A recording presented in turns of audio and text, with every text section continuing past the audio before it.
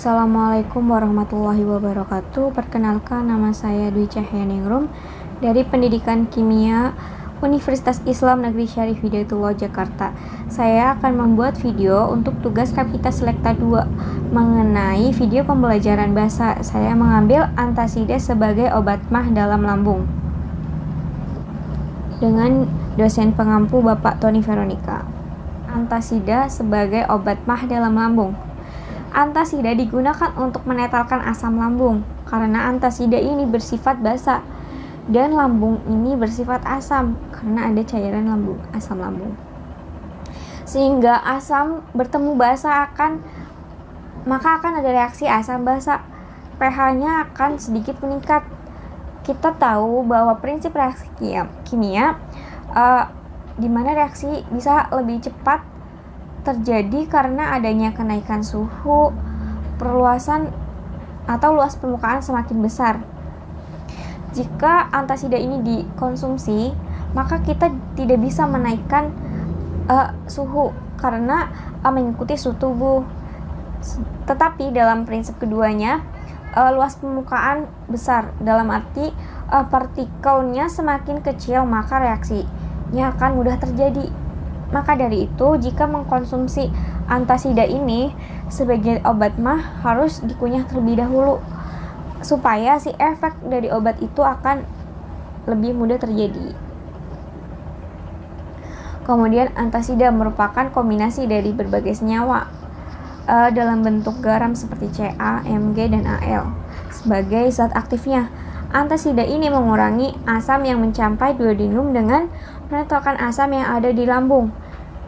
Tujuan dari antasida ini mengurangi nyeri, meredakan pilospasme.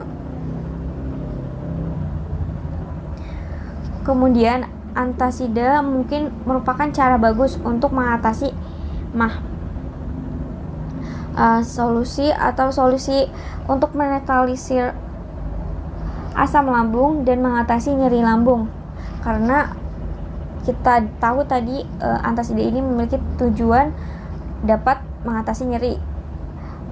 Tapi antasida ini tidak bagus digunakan dalam jangka waktu yang lama. Antasida dapat menghambat kerja enzim pepsin, kemudian dapat menetralisir asam. Nah, ini ada reaksi saat netralisir. Ada NaHCO3 plus HCl menghasilkan NaCl, H2O plus CO2. Kemudian ada CaCO3 plus 2HCl menghasilkan CaCl2 plus H2O plus CO2. Kemudian ada AlOH3 plus 3HCl menghasilkan AlCl3 plus 3H2O. Kemudian ada MgOH2 plus HCl menghasilkan MgCl2 plus H2O.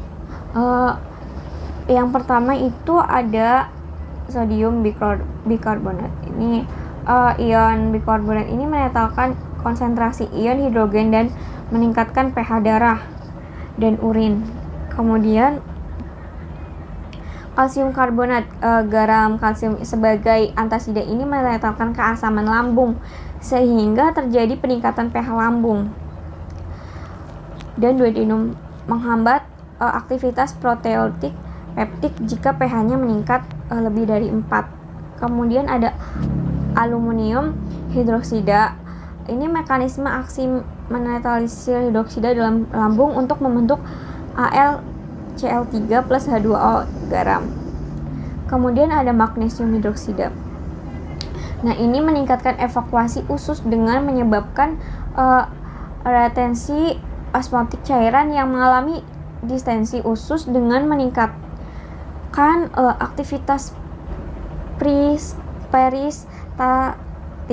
bereaksi dengan asam klorida dan lambung untuk membuat magnesium klorida.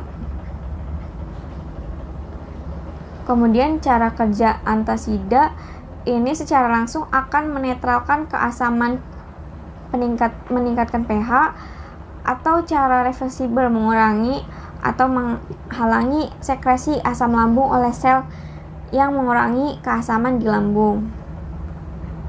dan antasida ini menjadi exit blocker. Adapun efek samping mengkonsumsi antasida, dimana mengurangi efektivitas pencernaan.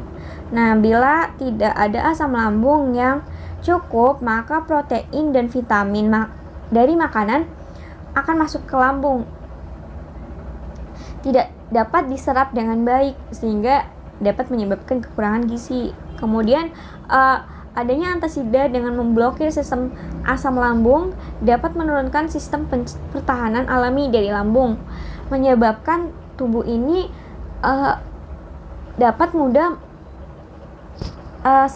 mendapat serangan dari bakteri, kuman, dan virus.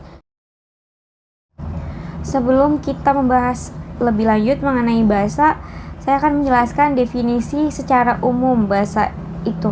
Basa adalah senyawa kimia yang menyerap ion hidronium ketika dilarutkan dalam air. Basa ini merupakan senyawa kimia yang sangat penting dalam kehidupan sehari-hari kita. Adapun sifat dan ciri basa, yang pertama, memiliki rasa pahit. Yang kedua, memudahkan lakmus merah menjadi biru atau mengubah lakmus merah menjadi biru. Yang ketiga, terasa licin. Yang keempat, dapat menghantarkan arus listrik, terutama pada basa kuat. Nah, basa kuat ini terionisasi dalam air sampai dapat menghantarkan arus listrik. Basa dapat menetralkan sifat asam. Senyawa basa dapat menetralkan senyawa asam. Senyawa asam akan berkurang sifat keasamannya, bahkan dapat menjadi tidak asam jika direaksikan dengan basa. Asam dan basa jika direaksikan akan menghasilkan garam dan air. Dapat kita ambil sebagai contoh kalsium hidroksida direaksikan dengan asam sulfat, menghasilkan asam sulfat dengan air. Kemudian kekuatan basa. Ada basa kuat, mampu melepaskan banyak ion OH- dan bersifat korosif. Saya mengambil contoh di sini ada NaOH dan KOH. Sedangkan basa lemah melepaskan sedikit ion OH-. Contohnya pada NH3. Kemudian peranan basa dalam kehidupan sehari-hari. Kemudian ada amonia. Nah, merupakan basa lemah. Biasanya ada pada bahan pemutih dan pada pembuatan pupuk. Kemudian ada baking soda sebagai pembuat kue. Dan ada penentuan larutan basa menggunakan kertas lakmus. Saya mengambil contoh air sabun atau larutan sabun. Air sabun ini bersifat basa karena membirukan kertas merah. Kemudian penentuan pH menggunakan pH meter. Nah, apabila pH-nya 8-11, ini tergolong basa lemah. Dan pH-nya lebih dari 11, biasanya dia basa kuat. Sekian presentasi video pembelajaran dari saya. Apabila ada kekurangan kata atau kesalahan, mohon dimaafkan. Wassalamualaikum warahmatullahi wabarakatuh.